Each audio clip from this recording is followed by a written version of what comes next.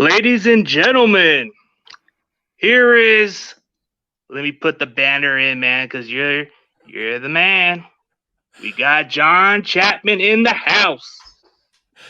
Man, I love being here with you, CG. You crack me up, man. I love the energy and just kind of what you bring to this whole conversation that is 49ers football. So really do appreciate the shout out. Appreciate you having me on. And man, excited just to talk some 49ers football. It's such an awesome time. We got all these new Christmas presents that we get to talk about with the 49ers, some new toys. And so, yeah, figuring out where they fit in, what the future looks like. It's a fun time to be a 49ers fan. Yeah, the future's bright. We're adding a lot of depth wise, everything's looking promising. So it's definitely just looking good. What is good? Matthew Navarro, huge shout out to you. But yeah, dude, I think the situation with Trey Lance is I don't think we're gonna expect the guy to play right away. It's gonna be like Patrick Mahomes. I think what Shanahan's doing, he's doing the right thing. He's not making some bad choices. I think he's doing the right thing. Oh, my favorite guy, the Ultimate Report. What's up, man? Yeah, I think you kind of hit you nailed it. We're not the Bengals, right? And so the Jets, I think Zach Wilson, he's starting right away. The Jaguars starting right away. 49ers are playing for a Super Bowl. And a couple other things that are new there too. Matt Nagy, like if you look at the Bears, it's win or he's out. Kyle Shanahan doesn't have that situation where he's got all this pressure on him, whatever else. And you can say, well, Kyle Shanahan's had 3 losing seasons out of 4. Why not? No, it's not like that here. The locker room, the personnel department, everything, people are poaching our coaches, our front office people love what the 49ers have. So ideally, Trey would sit for a little while, let Jimmy G do his thing, hopefully increase his draft value, right? So we can trade back, get back some of those picks for 2022. But I'm with you. I don't think Trey Lance starts right away. And I love Trey Lance more than anybody out there.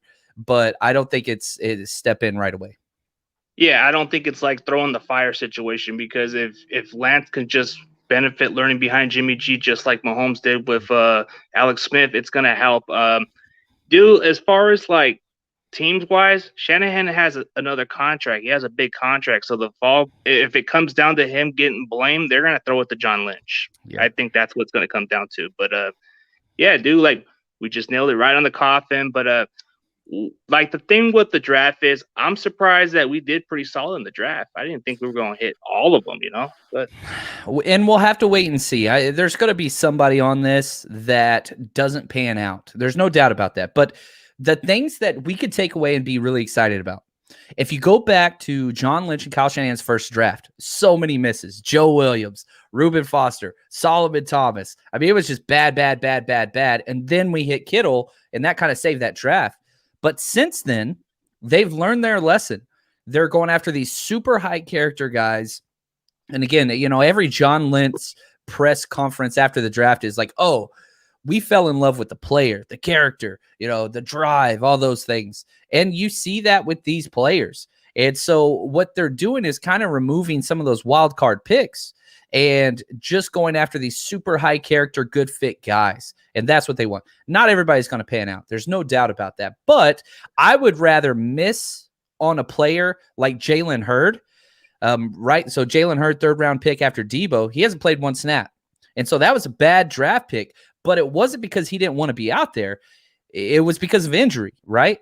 I'm fine missing on that. I don't want to miss Reuben Foster again. I don't want to miss Joe Williams again. Guys that just wasn't a priority, not good character dudes. It just football wasn't it. So they've moved away from that, and I love that. And so now you're going after these guys that are going to be playing. And again, the draft classes each year, they've gotten better and better and better.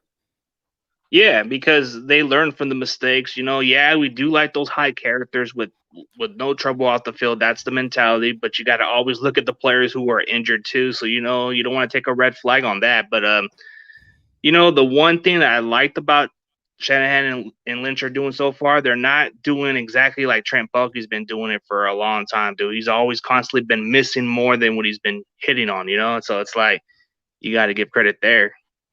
Yeah, and again, you kind of learn from what's going on around the league.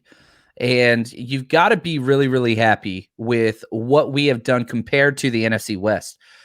Seattle had 3 damn draft picks, man. I don't even know if that's going to do enough for them. Like, okay, you got yourself a slot corner who plays bigger, but I think he's going to be a slot corner. Then they think they get this draft still with this offensive tackle from Florida. Maybe he might be a Trent Brown, maybe not. But they got that receiver.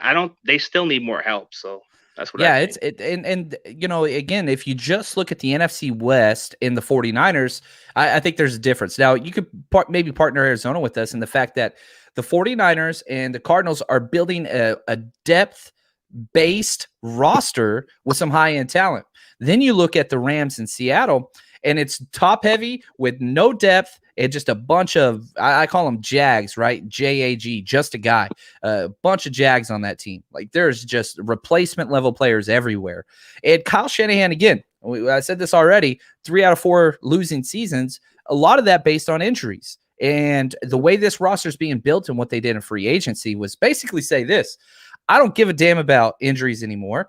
Those aren't an excuse. If we lose a quarterback, guess what? We got Trey Lance. We lose 3 running backs, guess what? We've got Elijah Mitchell. Like, we are removing the idea of injuries can cost us, and they've built so much depth everywhere except for probably wide receiver. But that was the only position they haven't been able to get that depth there. But everywhere else, I mean, they're 2-3 deep at every position.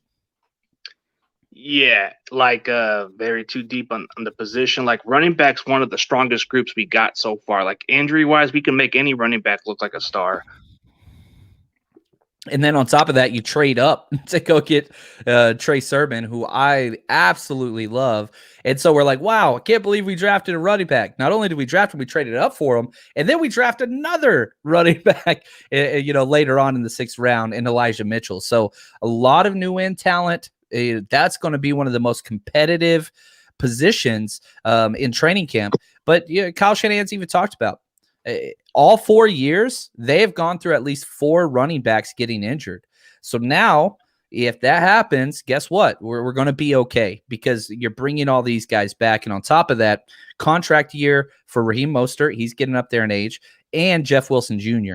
I don't think that either of those 2 guys will be brought back next year. So it does look like you bring these young guys in. We'll see how they compete, but they're probably going to be the number 1 and number 2 going into 2022 year. So that Elijah Mitchell and Trey Sermon, we'll see how that pans out. But yeah, I like the running back room. Love the competition there. Yeah, it's very deep, and especially Trey Sermon. He's like one of my favorite picks because he comes out of Oklahoma. Like, dude, this guy was like a physical back, but it was just kind of like a sad time when he had to go to Ohio State. I mean, this guy can catch the ball. Very physical. He doesn't got the straight line speed, but he can get the job done. I mean, most running backs don't even have elite speed. The great ones usually, like Emmitt Smith, does he have elite speed? No. He plays the game with heart. Frank Gore plays the game with heart. Yeah, and that comes across with the way Trey plays. Trey Sermon we're talking about here. And you're right. The 40-yard dash, he ran a 4.59. Not great. Not bad, though. The one thing that is elite, and probably the characteristic that's best out of anything that he brings to the table, he had a 1.49 10-yard split. Now, what the hell does that mean, right? He's in the top 90 percentile of all running backs in the NFL in that burst. So while, yeah, you're right, he doesn't have that top-end speed like Mostert where he's going to have 80-yard plays, whatever else. That's not his game. What he does is he's a huge yard-per-carry chunk monster. And so that burst, the physicality, the upright running style, the stiff arms, which, man, Trey Sermon's stiff arms, they're as good as anybody. Like, you're going to get some awesome, kind of Derrick Henry-esque type highlights because it happened everywhere in college. His freshman year, he was doing it all the way to his last year with Ohio State. So you're getting a player that is a little bit, how do you say, Kyle Shanahan-esque. Like, he's not that prototypical guy that Kyle Shanahan usually goes with, but this is going to be a huge added element, especially with Trey Lance. You are beefing up your run game. You pair that with, you go in the 2nd round, and you get Aaron Banks. Big O, oversized guard. Again, doesn't necessarily fit Kyle Shanahan's scheme. But again, we are bringing more of a power element. I think the scheme will stay the same, but more size, more weight, and more attitude to our run game. And I think every 49ers fan is going to love that. NFC West going to hate it, but we're going to love it. Like the thing I don't understand is why did the Rams even give us that third round pick in the first place? That might be their biggest mistake because I mean you're giving us kind of like a Derrick Henry ish, you know. Not It saying was he's gonna be weird. like, but yeah, Yeah, because we traded up for a running back, even though we have running backs. They traded back and took, wide receivers, which they already have wide receivers. But you don't see a lot of interdivision trades happen very often. But this front not much. office doesn't care about that. We traded with Seattle to get Reuben Foster. That didn't work out. Now we're trading with the Rams. And so, like, even the Cowboys and the Eagles did a trade together this year during the draft, during the first round. So, man, I love seeing those things just because, like most fans, when a trade takes place in the draft, everybody just gets like super excited. Oh, what'd they give up? What'd they give up? We gave up 2 fourths to jump up into the third for a guy that they were really high on. Now, I'm not the biggest fan of trading up for a running back, but we'll have to see if this pans out. Yeah.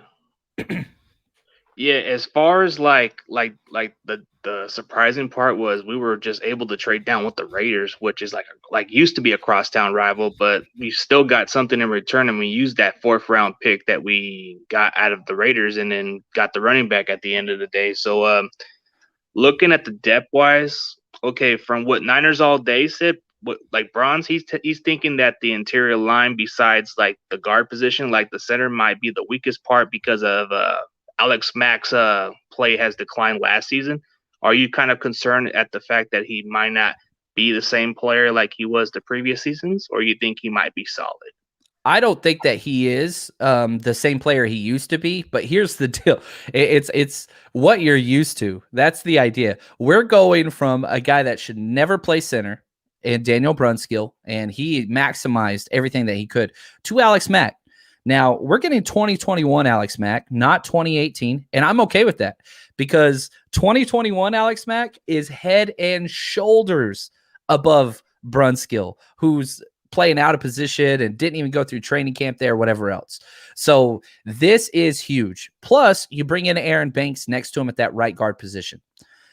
That's what you're doing is you're creating a cohesive unit of people that have super high awareness. One of the reasons why Alex Mack is so good and has been so good is he understands everything, all the stunts, all the blitzes. He's seen it all, the calls. He's the coach out there for the offensive line. So that decreases your errors and whatever miscommunications you get in your quarterback hit. So that's huge. Aaron Banks, one of the things that's great about his film, man, he helps everybody.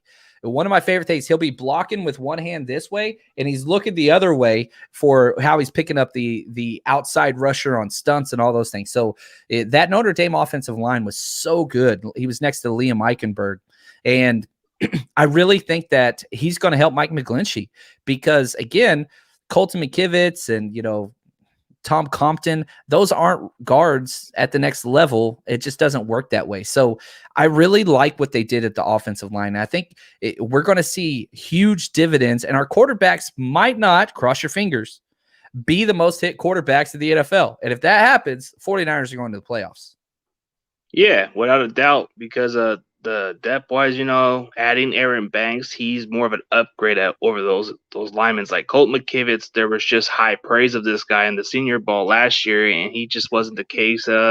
Brunskill, what I like about Brunskill is his versatility, but he can't play center, man. I'm sorry, you can't play center. Maybe tackle guard at best, but if I just don't see no way that Aaron Banks is going to be the backup. He's got drafted to be the starter. And I think we played those guys out of position. You said it perfectly, CG. McKivitz was drafted as a tackle. We had to play him at guard. Brunskill is a guard tackle. We had to play him at center. So we had 2 guys being played out of position. You bring in Alex Mack. That allows them to get kicked to their positions they're supposed to be. And I think McKivitz is going to be in competition for that swing tackle spot, that backup tackle spot. Then you draft Jalen Moore, who is a tackle that projects better at guard. He's a developmental guy, and that's going to kind of help with things next year. Maybe you don't bring back Laken Tomlinson, who's been a stud, but we'll have to see. It gives you a little bit of financial flexibility there, having a developmental guard behind him. So I'm with you, man. Shanahan and Lynch love versatile players, and they use that word all the time. But we play people out of position way too often. And this will correct some of those mistakes, thankfully. Yeah, that's the thing with the issue is like why you're gonna put somebody where they're not comfortable at. Like for example, like okay, if I were to play let's say play center, right? That's probably not my best trait, but if I were to play at the guard side, I'd probably be more better there. See, that's where Brunskill got misplaced at. But like depth wise, I think it's a solid foundation. The running game should be a lot better than last year, despite all the injuries. Receiver was the only thing we were lacking from the offseason, but then we just signed Marquise Lee not that long ago. So maybe there's a chance he can be that third guy. We shall see. Yeah, it's throw a dart and hope something happens. Everybody wants it to be Jalen Hurd, who we mentioned before, hasn't taken one snap during the season and had the back injury in the preseason, then tore his ACL like the second or third day of training camp. So that's who they want it to be. He's by far the highest potential player. He was a early third round pick. And just to put this into perspective, like, and I don't like, I'll rag on myself. I don't care. I had Jalen Hurd one spot ahead of Debo in my draft rankings that year. Now I was wrong. But I say that as a test. It's not like I was anti-Debo. I love Debo. I was just so pro Jalen Hurd and his film and what he could do at this next level. The metrics, the body. I mean, the dude's nuts. Can he be healthy? I don't want to rely on that. It looks like the 49ers kind of got stuck relying on that. Draft didn't go the way that they wanted at wide receiver, and they just said, hey, whatever. You bring in Marquise Lee. Is he the answer to number 3? No, but he's another guy that had several injuries, back-to-back years injuries, then he opted out last year. But again, the pedigree, he's played in more games than almost everybody on our roster at the wide receiver position. He does play the slot receiver spot well, and it's just, again, more depth. So I like the signing, but I don't want him starting week 1. If he does, it's okay, but definitely not what anybody prefers. Yeah, like I think as far as like the depth of receiver, that's just been like what everybody was questioning about. I'm having a little bit of hopes on Jalen Hurd. It's just this guy hasn't played a full 2 seasons. He's been like that one preseason game is all he had, those 2 touchdowns, then he was out for the year, and then he got hurt again. I remember you and Eric Crocker were just putting that hype on this Jalen Hurd, bro. I've been watching you guys. I've been seeing what you guys were saying. Like I seen what Crocker was doing. He was analyzing too about it, I'm not gonna throw him out, but he did say something about that. He had good potential, which I do agree on that part. Because the guy had running back skill sets coming out of Tennessee, and then he transferred. But the thing that makes him so good is yards after the catcher contact. This guy was physical. I wouldn't disagree on that part of his talent. I like big receivers. I don't like these small receivers. I want a big guy. Yeah, I think Kyle does too. You look at the way he's drafted the wide receiver position. You get Debo and Aiyuk. They're mid-size wide receivers that are built kind of like running backs. But then later in the draft, Jalen Hurd, Juwan Jennings, huge, big-bodied wide receivers that are slot guys, but they're not your little, Welker type, shifty guys. No. These are big, bruising yards after the catch, like you said, which Kyle Shanahan wants more than anything. Yards after the catch, the Yak Bros, all that kind of stuff. So we'll see. Now, my guess is it's probably going to be Richie James. That's probably the most likely contender for that week 1, number 3 wide receiver spot, which they wanted Richie James. And if you look at the last 3 games of the season, he was starting over Kendrick Bourne 3 out of the last 4 weeks. I'm not trying to jump on Kendrick Bourne or anything along those lines, but the front office, the coaching staff wants Richie James to take the spot. He hasn't answered the call. He had that one huge game against Green Bay. After that, they gave him the benefit of the doubt, and he missed it. A couple drops, offsides, fumbled a punt, things like that down the stretch. And again, you could just see Kyle Shanahan was so pissed off that he went with River Craycraft. One of those games got the start, which Craycraft. Yeah, Craycraft. Craycraft is a number 6 wide receiver and kind of, whatever. We talked about upside. Craycraft has none. And that's just he's maxed out his potential. And I think that, Kyle Shanahan loves him because he can do so many things. You hear the phrase jack of all trade, ace of none. He's like a 9 of all trades, right? Like he's not a face card yet. I love River. He's got one of the coolest names ever, but come on, man. Like, you don't want him starting. Yeah, man. Yeah. So, yeah, dude, I really do have high hopes on Richie James because he does have the skill set to really separate. You can throw in those short passes. He can get those 10 plus yards or more. If you can't catch him, oh, it's a long day. I mean, I really do expect him to be the starter, but if I wouldn't be surprised if it was Jalen Hurts or in some way if Marquise Lee just somehow has a great training camp and somehow makes the team, he might be the guy. And hey, he impressed enough to get that job. I mean, he showed up on a tryout with a bunch of rookies, undrafted free agent rookies, and man, it took one day after rookie minicamp to be like, "Yep, we're signing this guy." So, hey, man, it's trending upwards, and we'll have to see what happens there. But he's got potential, man. He's had, I think, 2 or 3 700-yard seasons. Like, it's not like he's just a guy off the streets. He's had the injuries. He opted out in 2020. And so that's kind of part of that. But he's back now.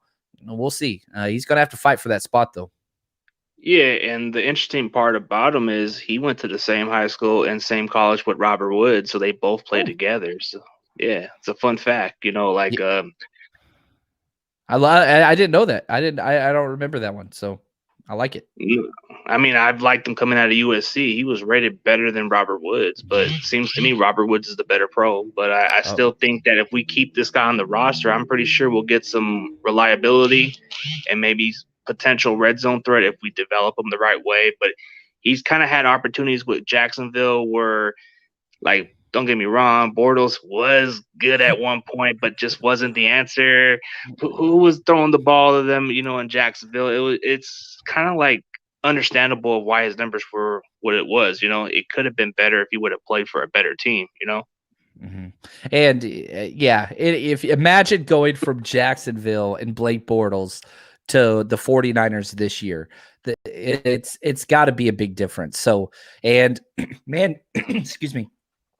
You go back, you remember Jimmy Garoppolo destroyed that team because Jacksonville was super high. And then he goes in there, destroys them. The team falls apart that offseason, and then they just didn't exist anymore. So Jimmy Garoppolo laying waste to the Jacksonville Jaguars. Yeah, he made Jalen Ramsey look average. Oh yeah, I remember he went off on that press conference and just what Jimmy Garoppolo, what all these things, man. Jalen Ramsey, he's Jalen Ramsey. He's never going to change. Yeah, and the one interesting draft pick that might stand out, but we'll see how it turns out, is that Lenore guy. Like, he had pretty solid training camp so far, but it's just one practice or whatever. It's like I like to see more consistency out of him. Yeah, he's fun watch. His film's really entertaining, very physical, very long, and he's got everything you want. The question is, where's he going to play? Is he going to be an inside guy, outside guy? Where does he fit next to Ambry Thomas? So you've got this little bit of a competition, but again, we're seeing this same thing happen with the running backs. You've got guys signed for this year, but they're on 1-year deals. K'Wan Williams, right? 1-year deal. Jason Verrett, 1-year deal. So what do? You go draft 2 guys to let them develop and learn, and then step into their spot next year. That's the plan. But we'll have to see if one of these guys can fight their way into the starting lineup, because mostly it is on a 2-year deal. But if one of these guys goes out and balls out, Mosley's job is not safe. We saw that last year. They started Ahkello Witherspoon over him down the stretch, even though both were healthy. So it's one of those things. There's going to be a lot of competition in that cornerback room, and that's a great thing because, again, going into the draft, everybody was like, cornerback is the biggest need. Well, we got 2 guys, so we'll have to see how they play out. What I like about Ambry Thomas is his feistiness and the way he plays the game. I mean, at first, I was trying to scratch my head a little bit because I've heard about him, but I was thinking, man, why did we pick this guy? And then I started watching more of it, and I'm like, man, he's aggressive. He's a little bit grabby, but he's kind of more like a Chris Colliver type cornerback with that mentality. But I've heard that from a Like, few people, the Culliver reference, and the numbers, the metrics back it up with Ambry Thomas. And I'll say this, CG, you watch him in those press conferences. Those rookie press conferences were awful. If you watched them, they're so boring. But not Ambry Thomas wasn't. he was like this. You know, He was like, yeah. he had a couple good lines, you know. The thing that got the most press was his reaction to the San Francisco housing prices. But if you keep playing that clip, he says, you know what? I'm going to let my play take care of my pockets. I ain't even worried about that. Like, I love it. He had another line where, man, as soon as I learn this playbook, it's over. It's over. Yeah, like, he did. He had the best one by far. Like when it came down to that reaction with the cost of living, I thought that was the funniest reaction I've ever seen. And then when he said my play would take care of the pocket, like he just wasn't too concerned about it. Like in his own mind, he's saying, "Dude, I'm just waiting to get an opportunity." And then when he said that, like whatever like happened, you know, like when it comes down to it, when he gets that playbook, he's confident. I like the confident attitude. Like he knows if he gets that playbook, it's a wrap. Yep. And that's the mentality. There's a different attitude across positions. And usually the furthest you get away from the ball, the more of that kind of dog me mentality comes across.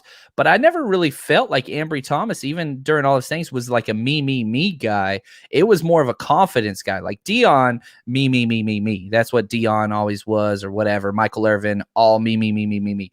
But this guy, it wasn't so much about him. It was team. It was all those things. So I loved. Man, I feel like he's right at the line where you want him to be. Like, it's like a Madden created character, right? Like where you pick like, okay, what do you want his attitude to be like? All right, I want him to be all the way dog, right? Okay, do you want him to be selfish? Not that selfish, but a little selfish. Like he's got the metrics that we want attitude wise. We'll have to see. It's going to be fun, man, because this dude, and you watch his film at Michigan, you could tell he is talking nonstop. So we talked about like Jalen Ramsey. This dude is a chirper. And so that's going to be entertaining for us fans to see, because he's going to be out there talking nonstop. Very similar to Sherman. That high confidence, talk your trash and just do your thing. I think that's what I like about this guy's attitude. I mean, the way he kind of presents himself, he's humble. And you know what? He comes from Detroit. He comes from a tough city where he had to better himself and be what he was. You know, there was a time where he didn't have to play the season because he had the colitis, but he showed that heart and that mentality that he wanted to go over there and play, which I got to give a lot of respect for. You know, this guy didn't have to do that, but he did it. I like that about the guy. Yeah, there's a lot there. And again, you go back and you talked about Detroit. He won a state championship at his high school his junior year. Right after that, his high school football coach passed away, died.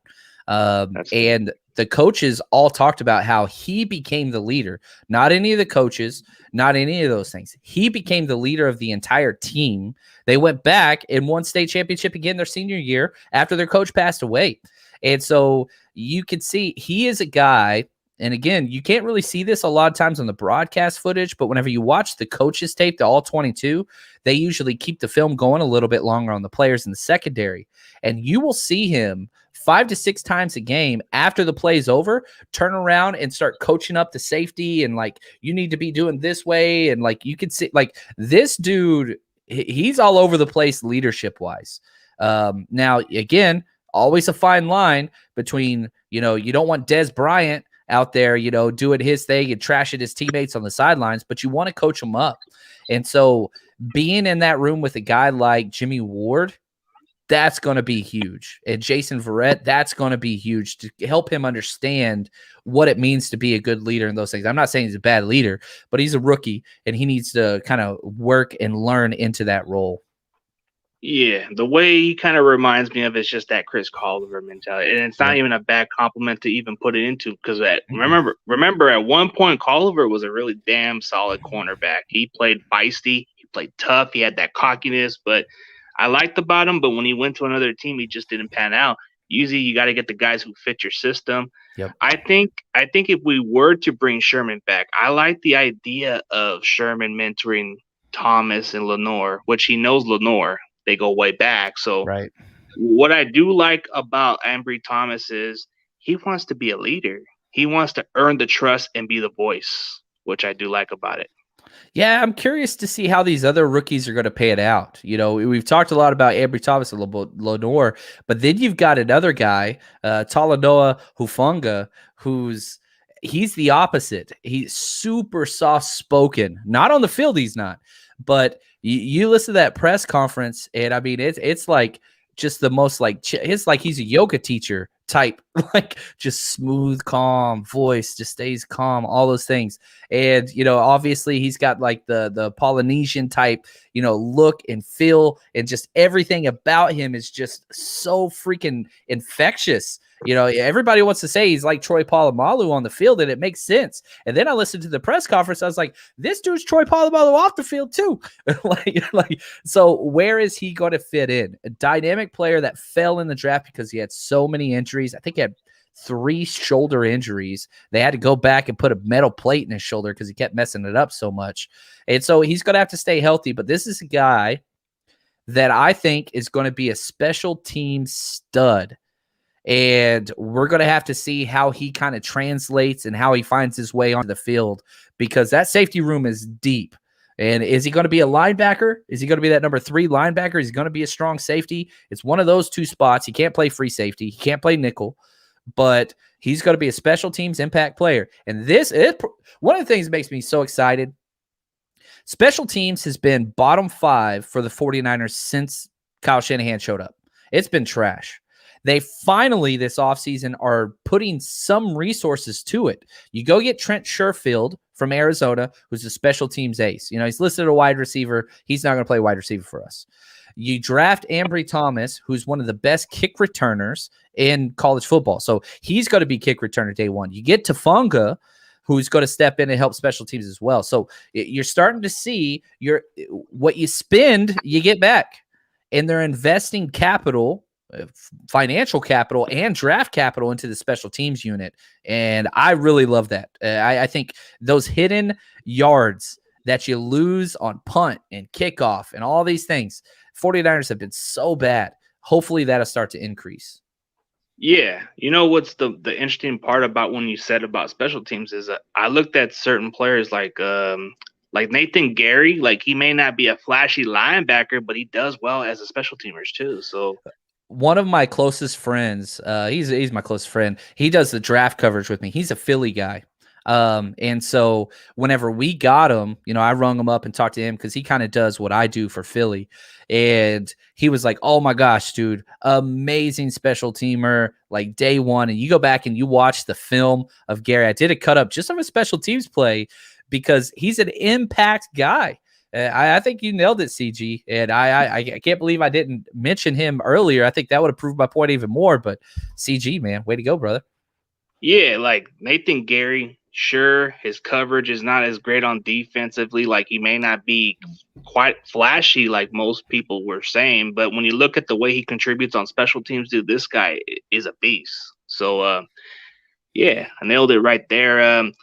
What I do like about Hufanga is the guy is just he's more eager to prove himself. Like, he comes from a culture to where his family grew up from the tough times, and you know he doesn't take nothing lightly. And you know what? I like something about players like that. He'll let the play do the talking. It gives you more to fight for. You know, he wasn't raised in that situation, but he detailed going back to his father's village and, you know, no running water, dirt floors, things like that. And as I was listening to that, the whole time in my head was Patrick Willis's story about growing up, just like rolling on replay and just the similarities there. Now, obviously, I'm not trying to say that this guy's Patrick Willis. Nobody's Patrick Willis, but there's more of a drive. And man, you kind of put a bow tie on this. We go back to how John Lynch and Kyle Shanahan's draft has evolved to these super high character driven football savants. And this draft is peppered with them. There's so many guys in here, and we haven't even got to everybody, but you could go into detail on so many of these guys. And it's just, man, they are just like, it's coming out of their pores how much they want this. And you can see it on film and you can hear it in their stories.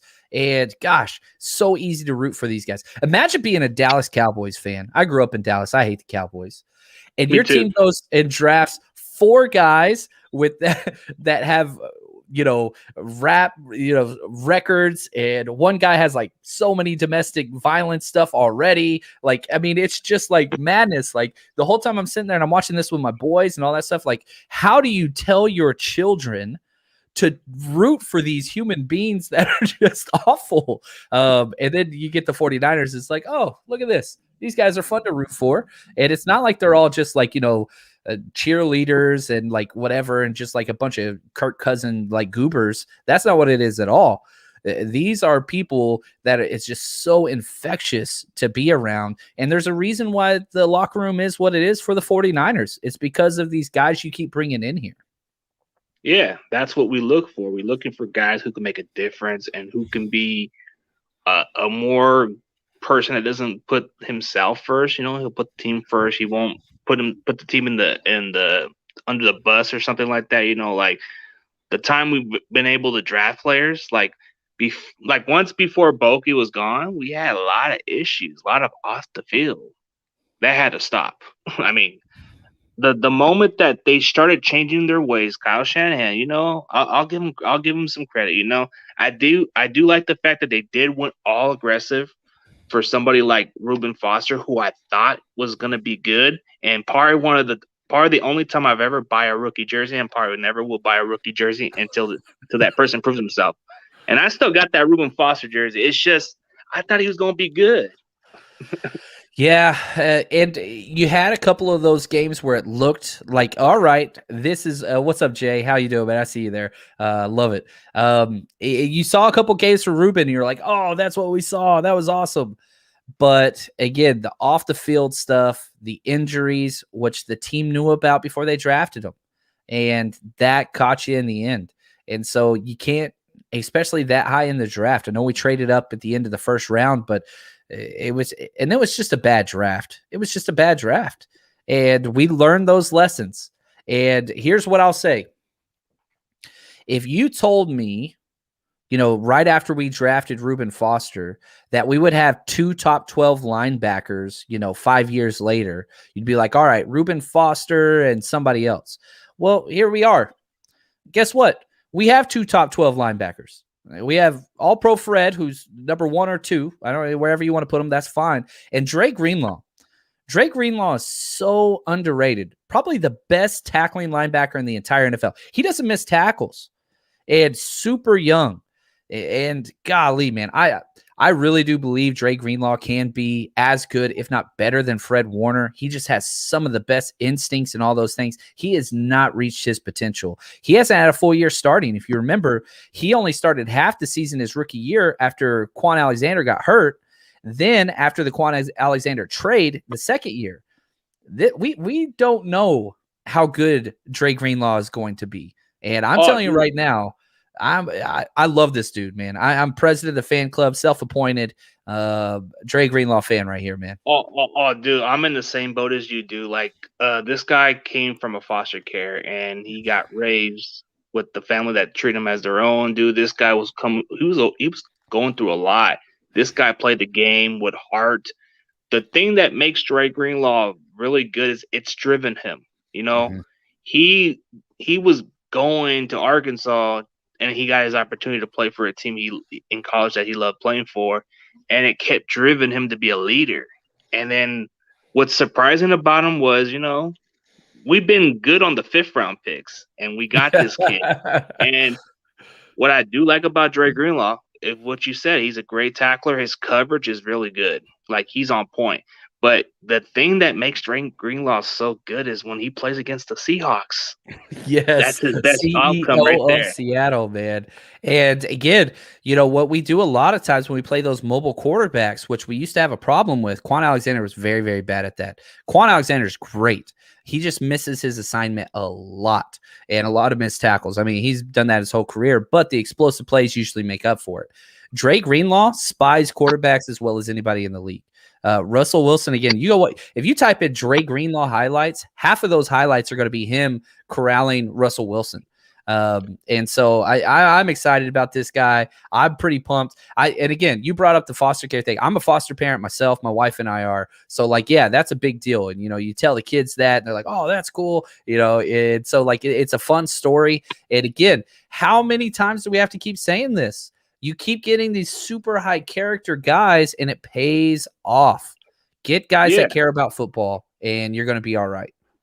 Yeah, especially with a lot of these kind of people. I mean, you got guys like Dre Greenlaw who was raised in the foster care.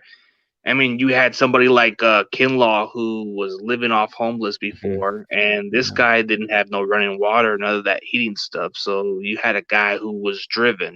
That's what you got to like about him. But then you got guys like Aiyuk who had to go through junior college route first, and then guys like George Kittle, they just looked at him as a blocking tight end. That's why he slid in the 5th round, but he had some good production potential wise. But Iowa doesn't like to utilize a lot of the tight ends and the receivers. They're more of a run first type team since they've been doing that. So that's been their thing.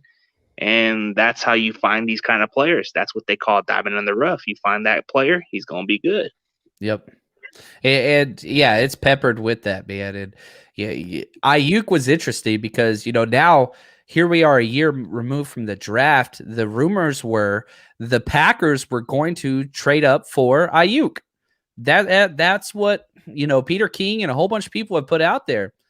And if that wasn't Peter King that said that, I want to apologize, but I'm pretty sure it was. I don't want to misquote anybody or whatever. Imagine just the difference. What if, Aiyuk goes to the Packers, Aaron Rodgers actually happy, all those things. That pick could have just dismantled the Packers in and of themselves. And Aiyuk, I understand everybody loves Debo, and I love Debo too. Brandon Aiyuk is the number 1 wide receiver on this team. Make no mistake about it. That dude is so dang good. His routes are incredible. Him and Trey Lance working out together already. Whew. It gets me pumped up, man. Gets me excited, CG. Yeah. Before that, I was like into the CeeDee Lamb guy, man. I was just very like heartbroken by the Niners because they went with Javon Kinlaw. And then I started like thinking, man, we're going to get a receiver. Maybe that's why we're moving up. And from what I heard, there was true facts about the Packers wanting Brandon Aiyuk because of the talent wise. I mean, because how Matt LaFleur is in the same boat as Kyle Shanahan. They want to build exactly the same kind of receivers. So he probably saw the same exact vision that Shanahan saw. So that's just how it went, Yeah, you got to love it. Every year I go back and do a redraft of the previous drafts. Like, okay, knowing what we know now, this guy should have went here and all that stuff. Man, I did a redraft of the 2020 draft, and it was the exact same. Like, let's say Kinlaw maybe hasn't lived up to the spot, but there is no defensive tackle in that draft class afterwards that was decent, not even decent. So, like, if you went back and redid the first round for the 49ers, you would still do Kinlaw and Aiyuk. And again, sticking on Kinlaw for a second, I get it. The sack numbers aren't there. The quarterback hits aren't there. I understand that, and that's going to increase. Fred Warner doesn't have his best season of his career without Javon Kinlaw in front of him taking up all those blockers. The reason why Fred Warner's game shot through the roof was that transition. DeForest Buckner's better than Kinlaw. Nobody's saying he isn't. Yeah. But in the running game, it's different. It's big time different because Buckner is a finesse defensive 3 technique that swims and does all those things. Kinlaw doesn't do that. Kinlaw goes through. And so that allowed our linebacker play to elevate in the run game. And that was one of the main things that this front office talked about, is they wanted to get bigger, more stout up front on the defensive line. Again, I still wish we had Buckner. Not sure if that was the right move or not, but you look at the opportunity cost and kind of what you gain from it, you got a lot better linebacker play from that. You did lose in the pass rush department, which is king in the NFL, but that's one of those things that's going to be interesting to watch as things develop. But if Kinlaw can get just decent, so I mean, you're talking 4 or 5 sacks a year, then now we're cooking. You know what I mean? Yeah, like that's the difference with what Buckner brings to the table is he was a leader too, and he was very consistent. Yes, I didn't like the idea that they kept Eric Armstead over him. I just thought that Armstead was the example of when you benefit around a great supporting cast, Yep. you're gonna put up some good numbers. And we just looked at the difference between him not being around the best talent and he just put up average type numbers. Sure, he's a solid run stopper, but he's just more of a like how they say a little work in progress like from the time he's been around the league like but when he needs the better talent he needs the best supporting cast in order to And put he up those needs to numbers. be inside. He had to play outside. Again, you go back to where he was having all this success.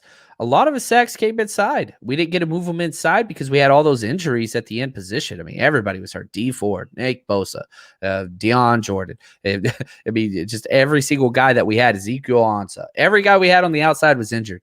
And so he got stuck out there. And I think that hurt a lot. But again, you said, and I agree with you, great run stuffer, but yeah, and it's not just a Buckner for Eric Armstead deal. Armstead got a lot less money, but anyway, yeah, that's a fun debate to get into, and I'm not sure we made the right choice still to this day, but you can't keep everybody. Yep, that's true. You can't keep everybody, but I'm pretty sure at the time they could have worked something out. But I think Buckner wanted like top dollars, and And he there was no deserved it. way he deserved it. And I was Yeah. kind of more upset than anybody else. I was like saying, man, why did we let him go? And I was hoping like maybe we get a better type, like a solid replacement. But maybe as the season goes on for Kinlaw's second year, maybe it would be a decent replacement. But I don't think he'll ever fill those shoes like Buckner. So that will take some time. So Yeah, I'm with you there, man. yeah, dude. Yeah, dude, I appreciate you going to the stream. Dude, you do a great content. You do good inputs, man. Maybe in the near future when you got some free time, I'm more open to let you in, dude. It's like I can just really relate to you, man. It's like we I like, love dude, it, man. invite me to the Dre Greenlaw Club, bro. I definitely want to be a part of that club. I love it, man. That is awesome. CG, again, I got to say, man, the energy that you bring, it's infectious. And really do appreciate you having me on. This is a blast. Love what you do, man. Keep doing it. Support you in any way that I can. And yeah, man, we'll have to do this again sometime. Yeah, for sure, man. You can just upload the video if you want, man. It's up to you. But yeah, dude, you do great, man. I've been watching you like the last few years, like 3 or 4 years, bro. You just been entertaining me with the football knowledge, so I've been catching on with it, man. That is awesome. Well, thanks again, man, CG, and best of luck to you. And just keep doing what you're doing, man. It's growing, so hopefully it keeps going and you keep getting those numbers. Yeah, thanks, man. Appreciate it, man. You're the man. All right, man. Peace, CG. All right, guys. All right, so all right, John Chapman has left the building, so I am going to call the stream today, and it's some good inputs from John Chapman, man. This guy knows his stuff, and definitely do want to join the Dre Greenlaw Club. So, John Chapman, let me know, man. I'll be willing to join the club. But as I say, CG Ruthless Sports is out, and go Niners. There you go.